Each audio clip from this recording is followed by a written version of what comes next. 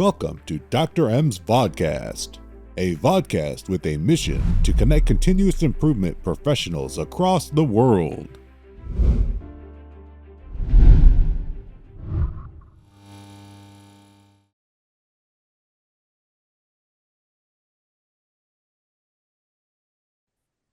This meeting is being recorded. Welcome and namaste. Giri, take it over.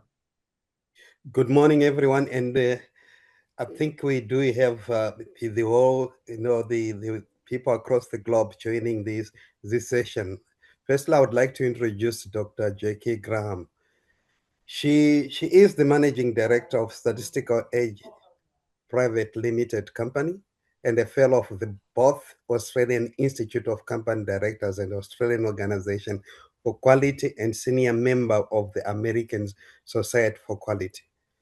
She is a qualified chemical engineer and she holds a doctorate in statistics and quality management from the University of Salford, England. If you just look at that, that's a blend of skill set already there between chemical engineering and statistics. So we are honored to be having her around. In 2021, she was awarded the Juran Medal for outstanding and meritorious service in quality management and business improvement in Australia and globally by the Australian Organization of Quality. In 2022, she was awarded the Special Service Award by the New Zealand Organization for Quality. She also worked as an aide to Dr. N.E.S.T Deming in the last 5 years of his life, assisting with the 2- and 4-day conferences, as well as consulting at board level to major companies in the USA, Australia, and the United Kingdom. She was a contributor to Dr. Nevi's 12 Days to Deming course, and she mentored, and she's still mentoring study groups of students completing the course. The title for today's topic is Cease Dependence on Mass Inspection. This is point 3, and it is found in chapter 2 of Dr. Edward Deming's classic book, Out of the Crisis. It is listed as the third of Deming's 14 points for management. And in the book, it's the wording which is in the book it's captured as cease dependence on inspection to achieve quality. Eliminate the need for inspection on a mass basis by building quality into the product in the first place. I hand over to Dr. Jackie to speak to us on this 5th episode of Monthly Deming Series with Dr. Jackie Graham. Welcome, Jackie. Thank you, Gilbert. And welcome, everybody. I'm going to attempt to share my screen. Hopefully that's working. Is that working? No. Is it now working? Yeah. Is that working? Yes. Yes, we can see it now. Yes. Excellent. That's what we want to hear. Okay.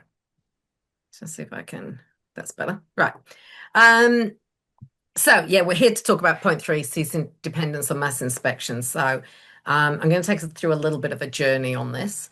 To start with, though, why are we here?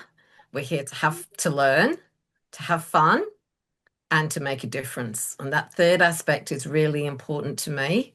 When I worked with Dr. Deming, what he was trying to do was make a difference. And what he's passed on to those of us who worked with him is to make a difference. And I hope you want to too. Right, so let's talk about what mass inspection is. So if you've got any questions, etc., just pop them in the chat and we'll tackle them towards the end. What is mass inspection? Well, mass inspection is when you literally test everything that is produced before it goes to the customer. Now, what you can see here on the right-hand side is a can inspection, and it's inspecting, there we go, beverage cans. That's what it's looking down into a can like this. And it's checking the rim and it's checking for any dents, right? So if I dent the can, I don't want to dent it too badly, but if I dent the can, the camera would pick that up and then it throws it off as a defect, right? So AI has had a role at increasing the frequency of this kind of inspection, because previously we would not been able to inspect every single can in such a way. What the customer received was more defects potentially. AI has really enhanced our ability to pick out those defects. So the idea is to remove the defective product and only the good go forward. So as I was saying, it's much easier to do with technology. And now even such when you look at, I'm trying not to show whose Ken it is, but for example, the barcode, the numbering, the lettering, everything can be checked and inspected, right? Any slight defect, out it goes. So it can be built into the process, which you saw just then. So I'm getting some. Nipa, can you go on mute, please?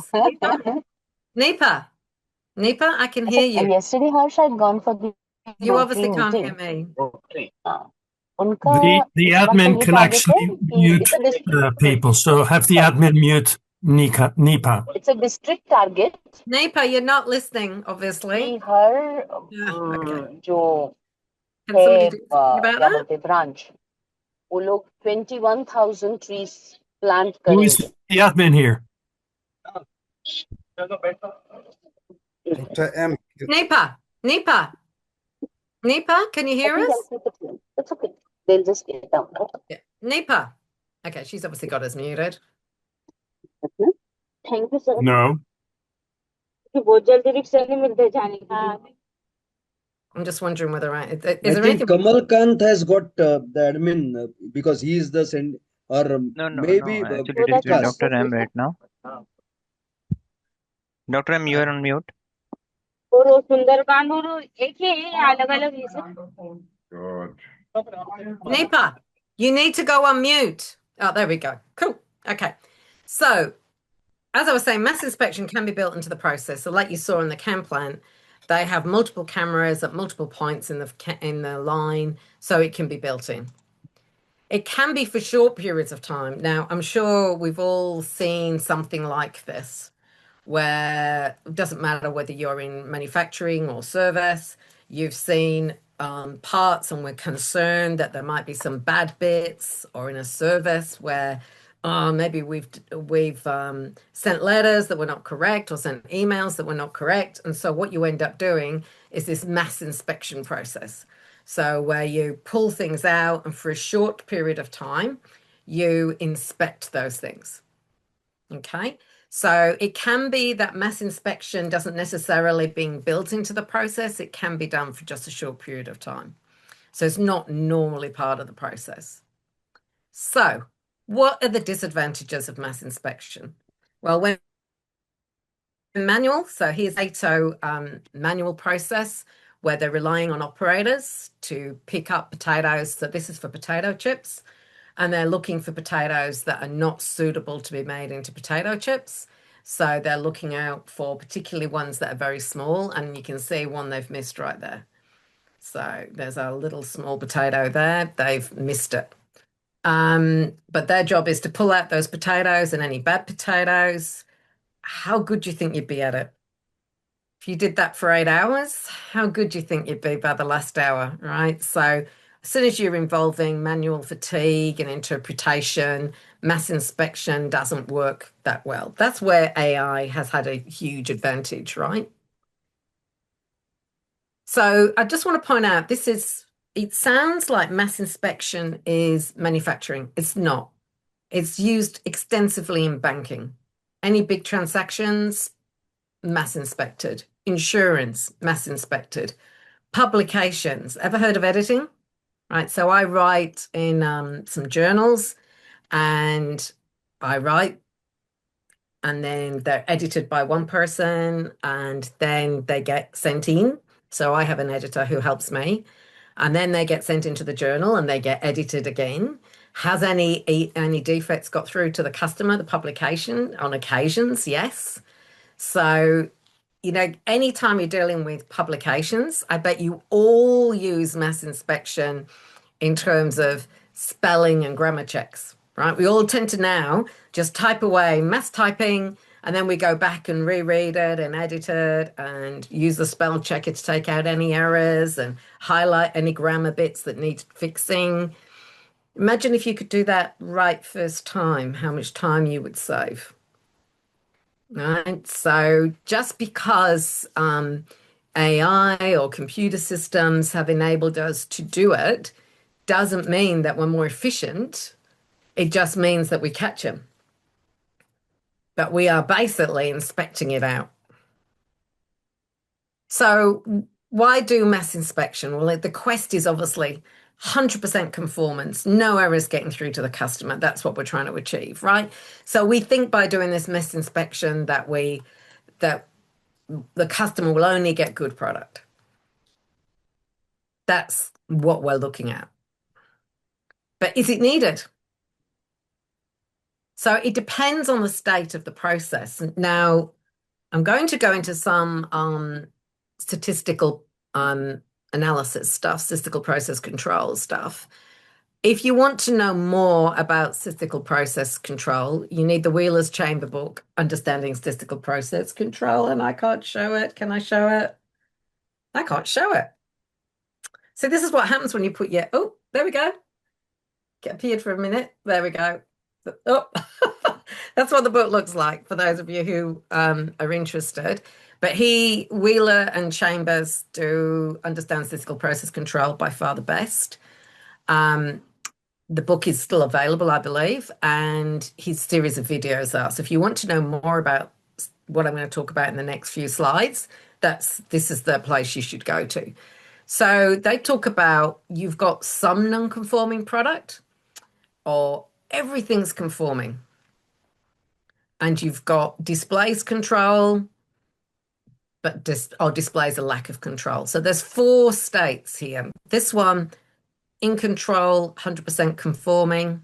This one, in control, but producing some non-conforming. What I'm going to do now is take you through each of those states and what it looks like. And then we can see what we would need to do about it, right? So the first is the green one. So I've changed my slide color to green. So it's a good one, 100% conforming, processing control. So if you look at this chart, what you can see is an average line, which is the black line through the middle here, and the dotted target. You can see we're almost spot on target. The red lines are the control limits. If you don't know what these are, I would suggest you go and you can look back at some of the previous recordings, but also to look at Don Wheeler's stuff. So, but basically they're 3 standard deviations apart. And then we've got the specifications. And you can see this data is from the 5th of December last year through to the 3rd of July this year. And throughout that whole period of time, the process has stayed in control. It's well in specification. It looks really good, right?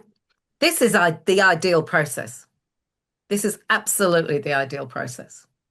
So when you're in that ideal state, periodic sampling is sufficient. And potentially you can actually reduce your sampling further. Spending time, money, and effort in this area will give you 0 value. So if you're 100% inspecting on this area, that is just a waste of time, effort, and money.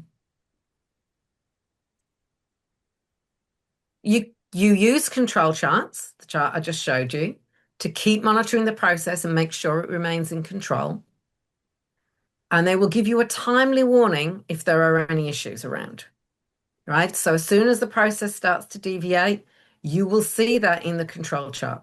And I'm going to show you some examples in a moment. But if it stays in control, we can be confident that everything we send to the customer is going to be in specification. It's going to look good. I do not need to make any changes. But if I have to make changes, then I need to consider them carefully before I do that. Okay. I think we've got Pranjal now noisy coming into the background. If you're not talking, can you go on mute, please?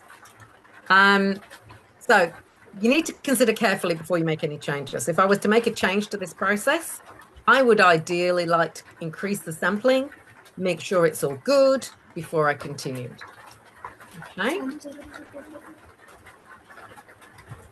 The next one was the brink of chaos. So what is the brink of chaos? So everything's conforming right now, and I've just got a lower specification here of 3. But what you can see is periodically I'm getting trends below average, above average. It's all staying in, but only just. We're on the brink of something going wrong here and bad stuff getting through to the customer. So, thank you, Dr. M. What do we do in this stage? Well, ideally, I'd like to increase the sampling. I'd like to get more data because I want to understand it better. I mean, control charts. I need to understand, if I go back to those control charts, I need to understand all these shifts. What happened in this bit? Oops, sorry. What happened in this bit here? What caused it to step up? What caused it? Why does it step change? And you can see exactly when that step changed. 18th of June, somewhere between 1 o'clock in the morning and 7 o'clock in the evening, it changed. What was going on during that time? By asking these questions, I can step changing, right? So they will help me, those control charts will help me understand what's causing those step changes, assign the causes, understand them, and work out how to prevent reoccurrence. Sometimes you can't prevent reoccurrence. Sometimes you have to eliminate how the process reacts to them, but that's the aim of what we're trying to do. So while it's currently in specification, if you told me, hey, it's just gone out, I'm not surprised. So it's called the brink of chaos for a reason. So the conformance is at risk, right? So this would be a place where mass inspection may or may not be useful, depending on how quickly I can get the process back in a state of control. Threshold state. So this is a really interesting one because I've got non-conforming product, but my process is in control. So we can see as my process is fairly consistent. I've got no step changes. My outliers are inside the control limits, but I'm trying to stay within the blue lines. So you can see I'm going to have some out on this lower side. So the process is predictable, but it's not in a good place. So I need to do one of two actions. One, change the process. So you can see in this case, is there a way I can increase the average? Just increasing the average would give me a better result, right? So currently it's averaging 72. I've got a target of 75. Is there a way I can do that? Right? The other one is to change the specification. And sometimes this is missed. And this is an important one where the customer might be like, actually, I'm really happy with the product. It works for me. So then you can change the specification around the process. Never assume what the customer wants or knows. You have to go and ask the customer and find out if they're happy with what you're sending. Look at the specification. So control charts will help us maintain the process in control. And if I make a change to improve the process, it'll tell me whether I've been successful or not. It will also give me an indication of how much I can expect to be out of specification, right? So it will give me an indication in the future. If we keep going in the process like this, I can predict exactly what percentage is going to be out of specification at the customer. I can make a decision then whether that means mass inspections worthwhile. So the fourth one is chaos, right? You can see for a tiny bit here, the world is good, but it was really bad in March. It now seems to have stabilized on the lower side. What's it going to do tomorrow? I've got absolutely none, right? So in this situation, the special causes are throwing the process all over the place. I need to understand them. So those are the things that are causing that data to shift and change and give me those outliers. Improving the process, I have to reduce the chaos to a stable state before I can really improve and understand the process. So I need to gain to understand what's causing the process to be so chaotic. So control charts will help me understand the special causes just the way they did before.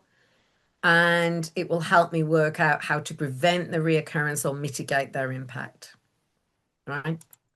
So again, the level of non-conformance, I will have some understanding, but it will be nowhere near as predictable. I will have to 100% inspect to be sure, because at one moment in time, will I be sure what's going on? So you can see how mass inspection creeps in. You can see lots of need for it.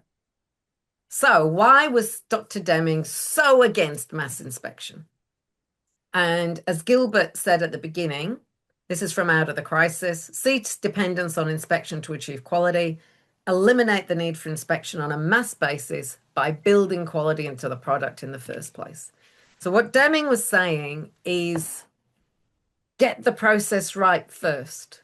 Build the quality into the product, build the quality into the service, build the quality into what you're doing.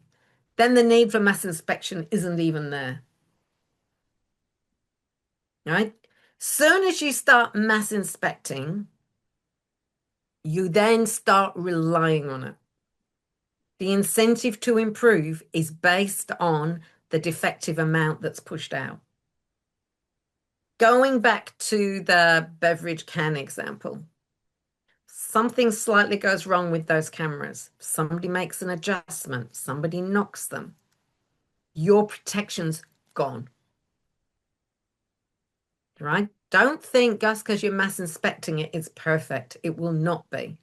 Even with the best systems we've got in the world right now, I'm working with customers who've spent a lot of money on some really good systems, and yet the customer gets defects, right? Because something has gone wrong. If you build quality into the product in the first place and you have an excellent product to start with that meets your customer needs, you don't need to inspect it. You don't need that level of inspection. So, Deming in Quality, Productivity and Competitive Position, which was one of his original books. I do have it, but I don't know if I can get it to work on camera. I think it's out of print. I can't get it to work. I can get it to blank me out, but I can't get it to work. I don't think it's in print anymore. But in there, he talks more about this than he does in any of the other books. And he talks about you require instead evidence that quality is built into your product. So prove to me that you've built quality into your product. He also saw that this had, that you were just planning for defects, right? That by mass inspecting, you're saying, I don't trust that we can build a quality product. I need to protect myself. So that tells you you're not confident about your quality system. You're not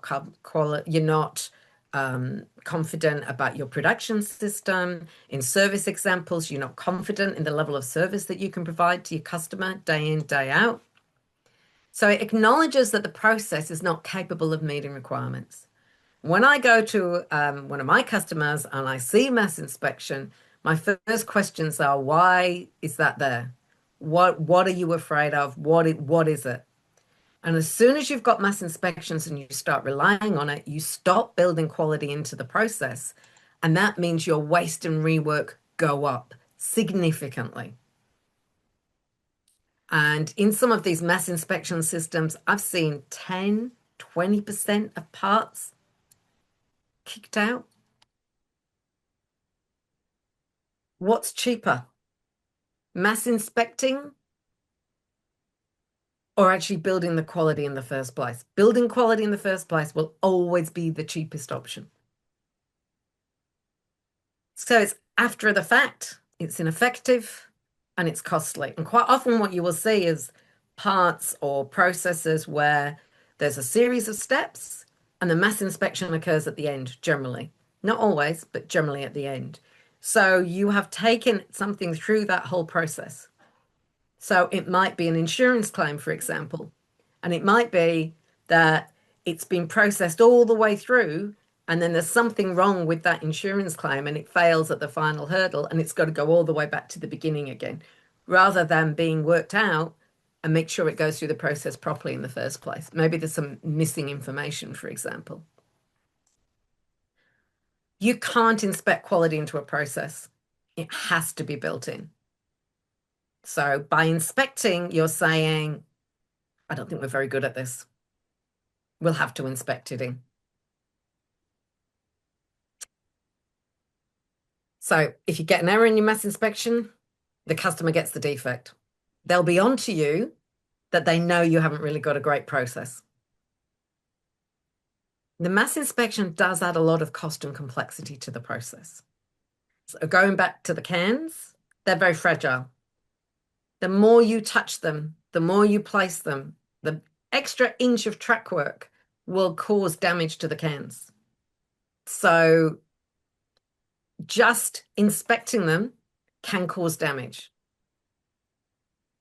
So automation and AI are making it easier, but you have to have great definitions. You have to make sure your definitions are correct. You have to make sure, we talked about operational definitions last time we got together. If those operational definitions aren't perfect, the mass inspection won't be either. Deming also in quality, productivity, and competitive position talked about, this means purchasing's got a new job. You actually have to prove that the product is conforming. Now, there's a number of industries that have done this very well. The proof of quality is widely used in such things as the automotive industry and other industries, right? And we use capability indices, we use control charts, and you have to prove that you're capable of producing these parts over a long period of time in the automotive industry. So those supply contracts require those conformances. So I was a General Motors auditor for a number of years. And in that role, I would go to suppliers and I was constantly looking for this proof of quality. And if I saw mass inspection, I immediately became concerned because I knew that meant they hadn't got control of their process. So, example of high quality where mass inspection is not needed. I thought it'd be nice to show you some examples. So this was blew my mind the first time that I saw it. So at the Geelong press plant, they bought a new stamping press from Japan. And initially they used the same quality checks they use for all the other presses. But over time we realized we only actually needed to do 2 checks. And those 2 checks were 1, when we set it up, and 2 was the final part in the run. So it would be left to run for maybe a week, 2 weeks, 3 weeks, and we'd only check 2 parts, the first one and the last one, because the variability in this process was so low that you couldn't measure it. Coordinated measuring machines, and they couldn't measure the differences in the parts. So just be 2 checks, one at the beginning, one at the end. So once you start mass inspecting, it tends to continue. But does the state of the process justify it? I would often ask people, why are you still doing it? What benefit is it giving you? It's almost like people feel like it's a protective coating. But I also think it changes behavior. Don't worry, the mass inspection will catch it. We don't have to build the quality in. I think it changes your mindset completely. So you've got to think about whether it's being effective and whether the other thing is, are you actually using any of the data from the mass inspection to improve the process? So mass inspection in the first place tells me there's a problem with the process. But if you're not even using the data from the mass inspection process, you're not trying to build the quality in and get out of that either. You're not moving forward. Periodic samples can be just as successful as mass inspection, depending on the state of the process that I discussed before. Right. We got any questions? I can stop sharing my screen if I can work out how to do it. There we go. And we can all look at each other a bit more. Yeah, Gilbert, go ahead with the chat questions that you have. I'm checking on them. And in the meantime as well, everyone who has got a question, can you make sure that you just provide us with the question? Okay, Gary, What is while you do the that, first? let me share what I have. Okay. Okay, Jackie. Yes, I saw some of those. Yeah, so this is me asking, which you have already answered. Surya wanted to know, in the days of AI, automation, smart manufacturing, do organizations still rely on heavy mass inspection? Probably. I think that the thing that you have answered. Mr. Wazir says, I think they do, and I think that that means that they don't have to build quality into their process, but it's a poor process doing that. so we have Ravindra Wazir. Vendors in the small scale industry do not have proper system to rely on their quality. This is more of a statement than a question. Yes, but those same industries usually find mass inspection too costly to do as well. So if you are in small scale industry, you really have to focus in what's important to your customer and make sure you're delivering what that customer needs and in the order that the customer feels is important. Nitin, take it over to your client, Mr. Wazir. Okay. Chaitanya says, I'm curious to know. That's fair enough. That's okay. And so the next question's really interesting. I saw this question before, right? Because you shared some of this list with me. some people And doubt having it's off subject, but I actually would like to tackle it because I've heard this before as well. And I think it's people just not understanding who Toyota's owned by. So the Toyota family is not called Toyota. So if you can actually go and do some research on this, but if you type in Deming and Toyoda, Toyoda, so not Toyota, you change the T to a D, because the name of the family is Toyoda, and then you go images in AI, you will find, and can I just briefly share my screen again? Sure. Go ahead. Yeah. So share. Here we go. Screen 2. So when you do that, when you do the search, all I've done is search Deming and Toyota.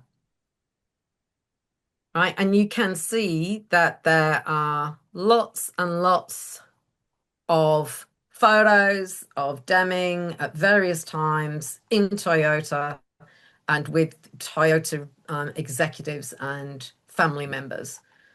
He was well known to the Toyota family. So I don't know how much more proof you need. Deming was very involved with Toyota. It's also in Seals Killian's book. So yeah, there's no. I just add to this, the grandson of Deming, Kevin Cahill, has given me a letter from Toyota addressed to him, and I'll pass it on to the group who is there. Okay, so that will, if that's the Yeah, case. so yeah, I don't know. It's really funny how you hear strange rumors, and I don't understand where they came from, but I have heard that before. So yeah. Yeah, I pass on the letter to Kim, who asked. Okay. Yeah. Okay, here we go. I'm so sorry that I'm floating around with this. No, you're fine. You're fine. Yeah. What if the company demands mass inspection from the suppliers? So if the customer's demanding that, so you need to understand why the customer is doing that. And that would be that you haven't been able to prove to them that you can keep the defects out. So what part of your quality systems, what part of manufacturing or service industry that you have can you use to prove that the mass inspection is not needed? So you have to demonstrate you can build the quality in. So for example, in that press that I showed you before, you could say to your customer, well, we'll measure 1,000 of them, and you can see that the numbers will be identical. Come and watch us measure them. We can't make a defective part. It's physically impossible for us to make a defective part with the system we've got. So I think it's about bringing customer and supplier together, and that relationship between customer and supplier is key.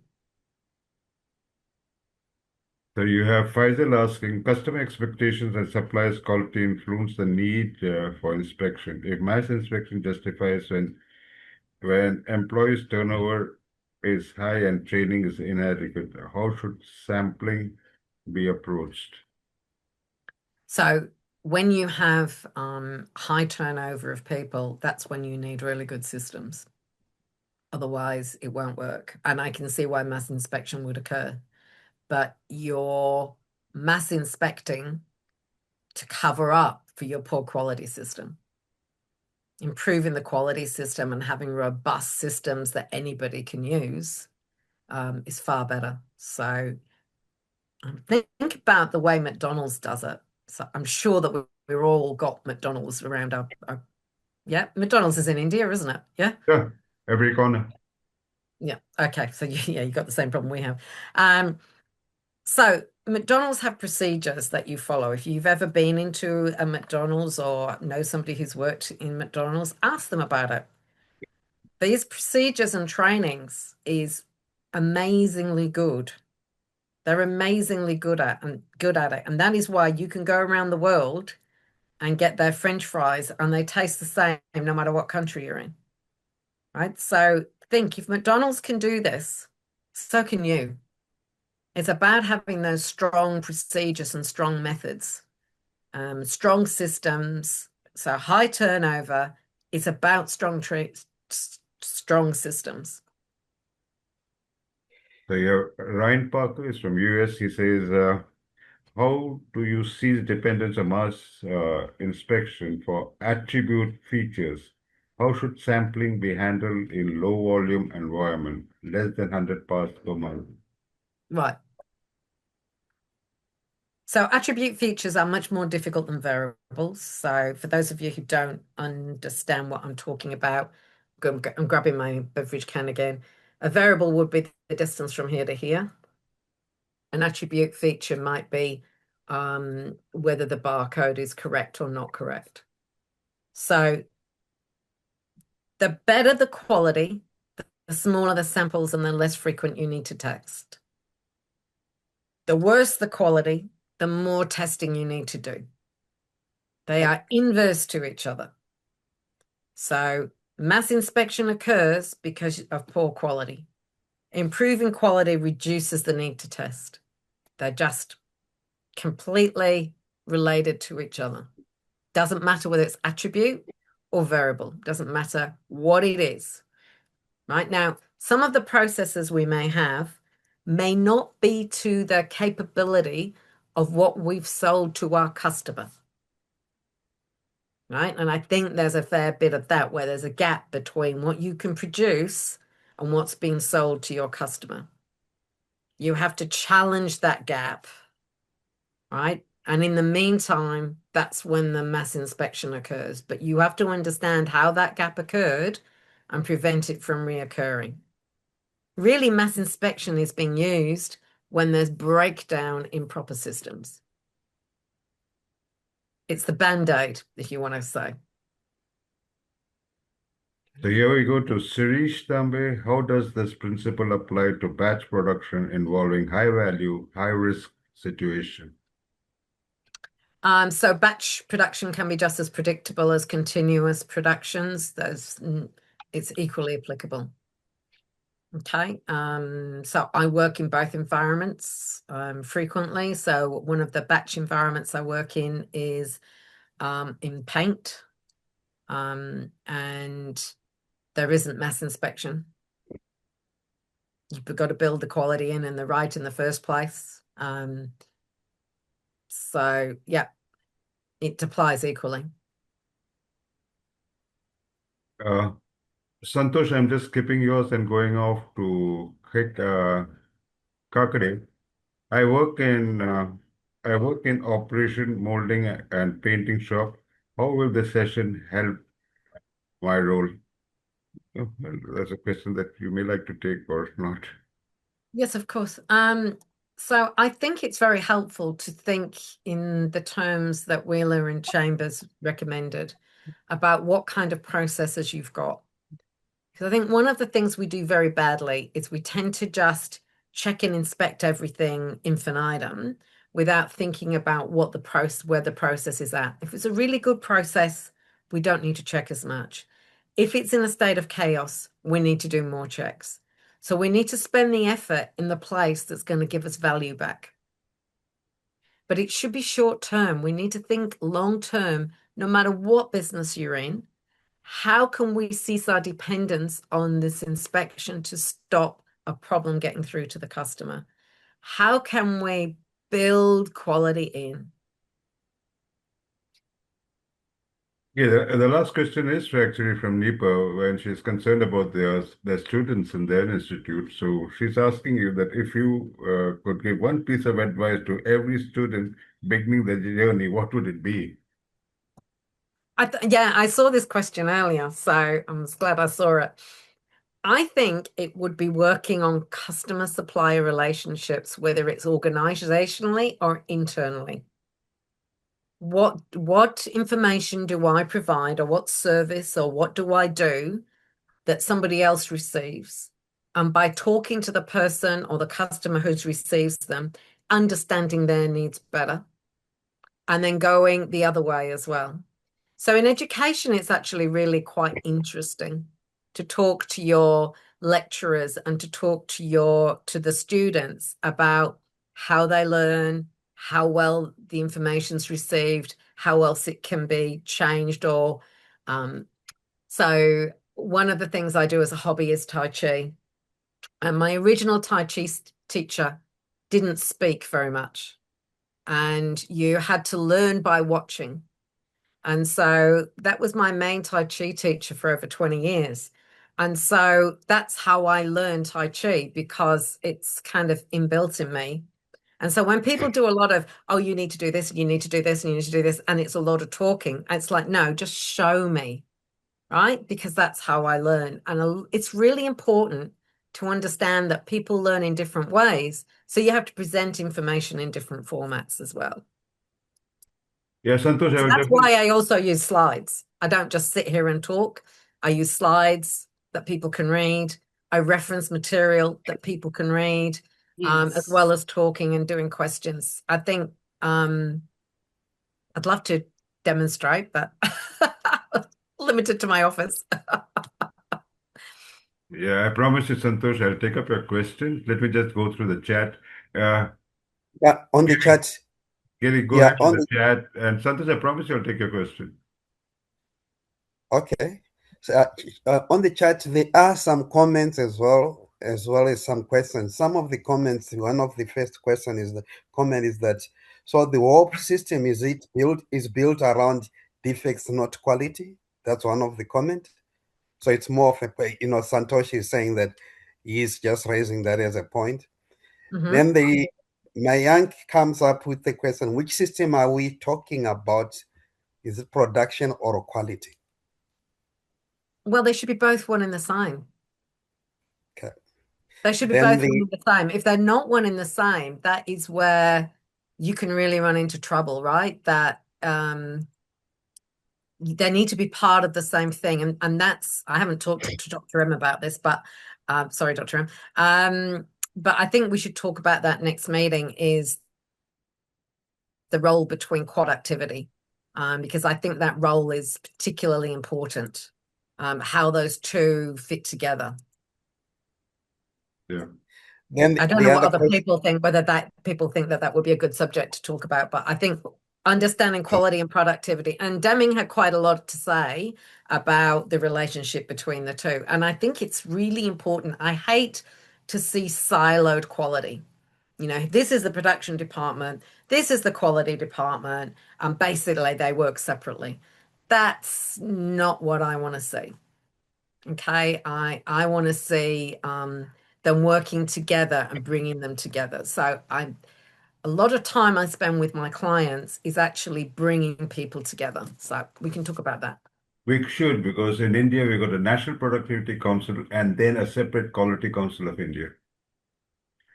That doesn't surprise me, but what they need to do is understand that they work together beautifully and they can work apart as well. So we'll talk about that next time, right? I'll do a proper presentation on that, because quality can impact productivity. Productivity can impact quality. It's about understanding that relationship. So we will talk about that more. Gilly, go ahead. Building on that point you have just raised right now, Dr. Jackie, is the building in of quality into the production, or in the production of a product.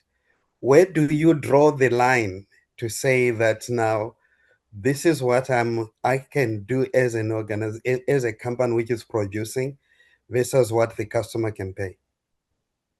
Right, yeah. And I think this is an area that's really important, is the link between supplier and customers, as I said before. So when I worked for General Motors, it was actually really interesting, because you're only as good as your suppliers. And that doesn't mean whether they're paid or not. So thinking about insurance, right? We've had a lot of people go through 12 Days to Deming who are from the insurance industry. And they are, whether you pay a claim or not pay a claim, you are based on the information you've got coming in. So you can think about that as your supply. So quite a few people in the service industry, what they're getting in is information. When you're in a production environment, what you've got coming in is parts. The closer you can get to your supplier and a better understanding, the better the relationship will be, and the more you can work for each other towards joint success. It's that joint success that you need to be seeking. It's working together to improve your situation. Now, that sounds quite idealistic. I do understand. But what's the alternative?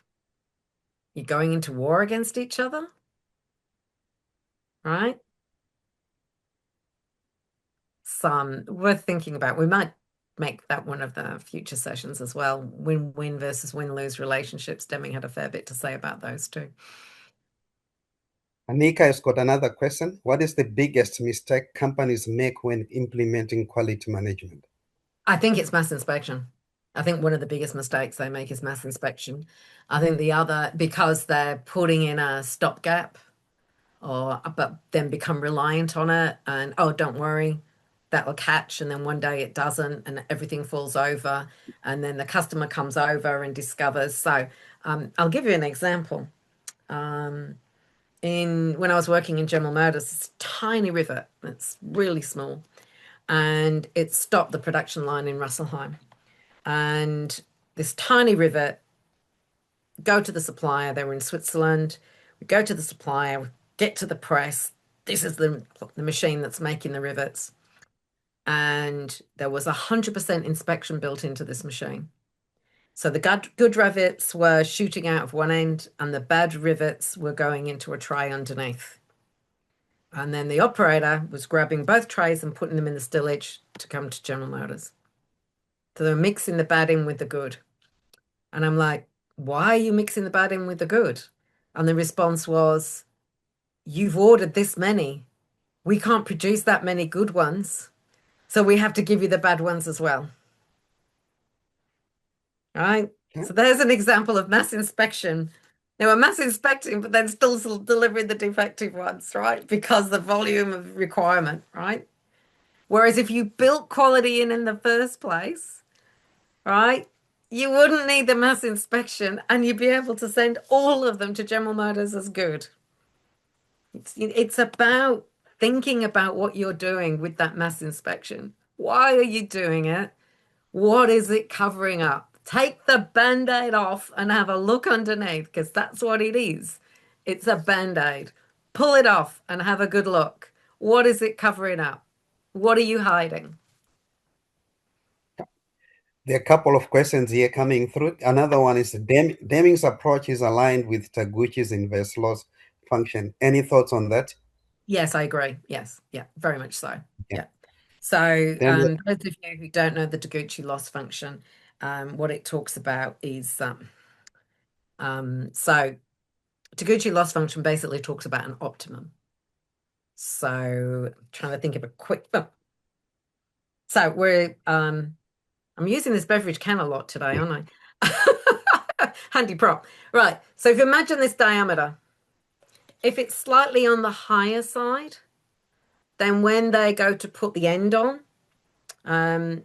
it's a little bit more difficult to fit it. If it's slightly on the smaller side, again, it's a little bit more difficult to fit it. The closer it is to the optimum, the easier, and the end is, the easier the two fit together, and they fit together perfectly, and the machine can go faster. You have to slow machines down when parts vary. So what Taguchi said was there's no such thing as like specifications, or you can think about it as on time, for example, in service, on time running of a train. We might say it has to be within 5 minutes. There's as much loss at 4 minutes and 59 seconds as there are 5 minutes and 1 second. So it's not everything's okay, huge loss. It's actually more curved than that. So he talked about moving away from an optimum increases the loss. And the further you are away from the optimum and more variable you are, the bigger the loss. There's a lot more to it.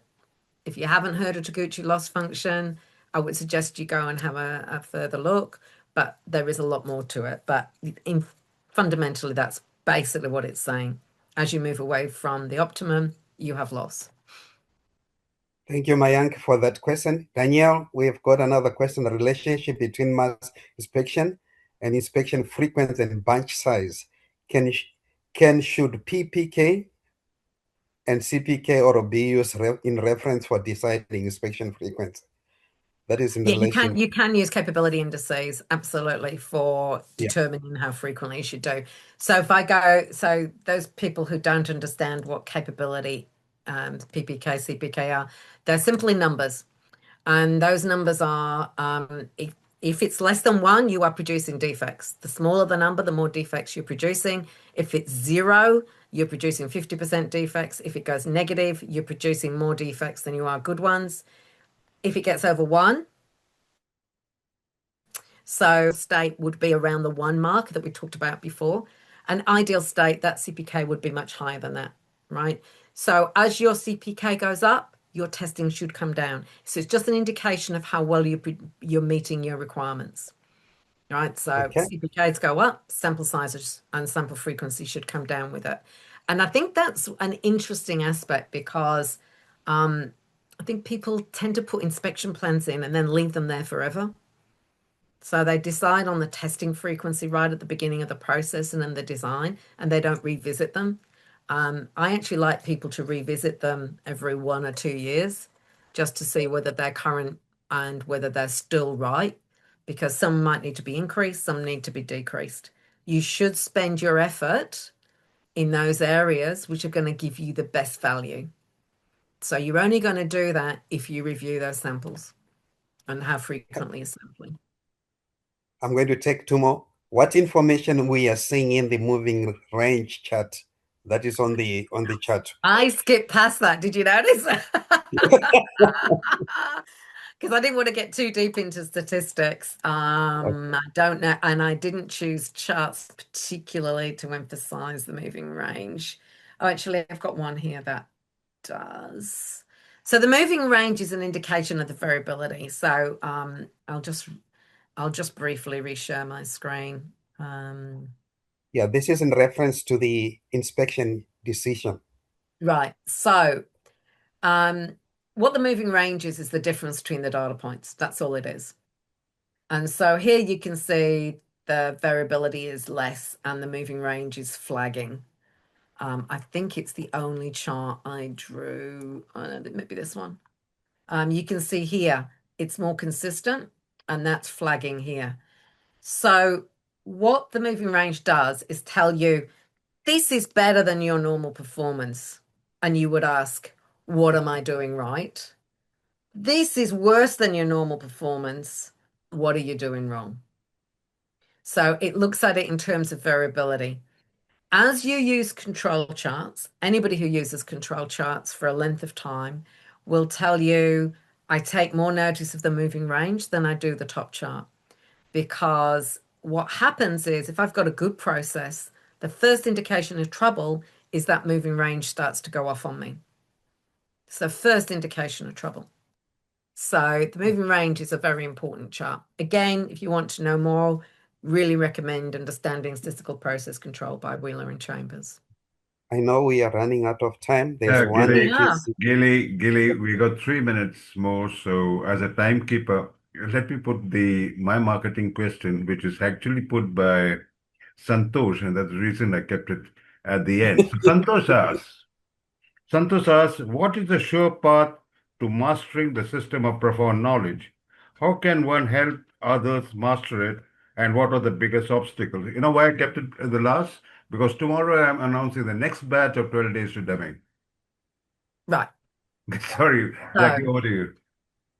Right. So I think one of the hardest things about profound knowledge is you start to see problems everywhere, and you can't tackle it all at once, and you can't fix it all at once. What you have to do is work out where you will make the best benefit. For me, it comes back to those supplier-customer relationships, getting people to work with their suppliers better, working with their customers better, both external to your organization and internally in your organization. So it's about bringing production and quality together. I think it's about communication. And that is the big part where you can make benefits. And that's where I like to start. When I work with an organization, the first thing I want them to do is stop blaming each other and start talking to each other. So breaking down the silos, trying to get to a level of understanding up. That's where I think you can get the most benefit. But the system of profound knowledge, I'm still learning. So yeah, I had a huge benefit of spending time with Deming and spending time studying with him, but also going to his seminars multiple times. Did the 4-day seminar, I don't know how many times, more than a dozen, way more than a dozen. Yet I'm still learning, because this is like each of the areas of profound knowledge. And those of you who don't know what I'm talking about, one is systems thinking. And so our knowledge of systems thinking increases all the time. One is variation. So the way we use data, the way people think about data, is more challenging now than it's ever been, right? We have data coming out of our ears. There's a difference between data and information, and that's right there in that variation aspect. And I think it's more challenging than it's ever been. Knowledge is one of the others. How do we learn? And it's not my strongest area.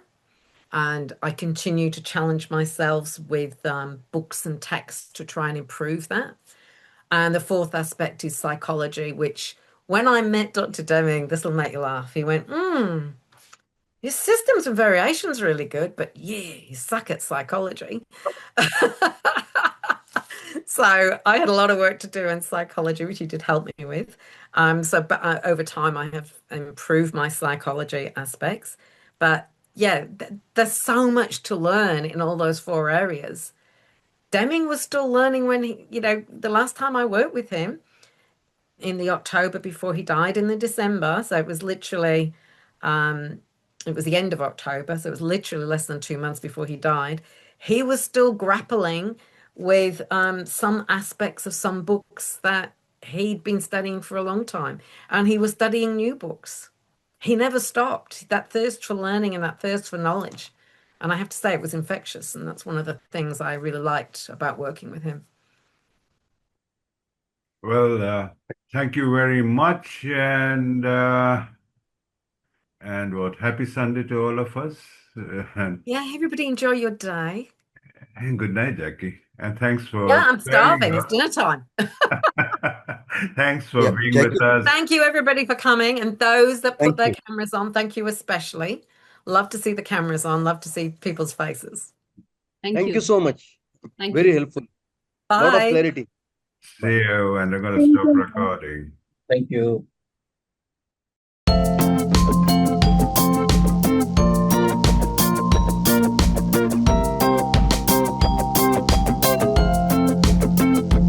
Every journey begins with a single step. Every question opens a new possibility. Every learner strengthens the community, and every shared experience creates a better future. At N.E.S.T, expect the best. Help you face every test. At N.E.S.T, expect the best.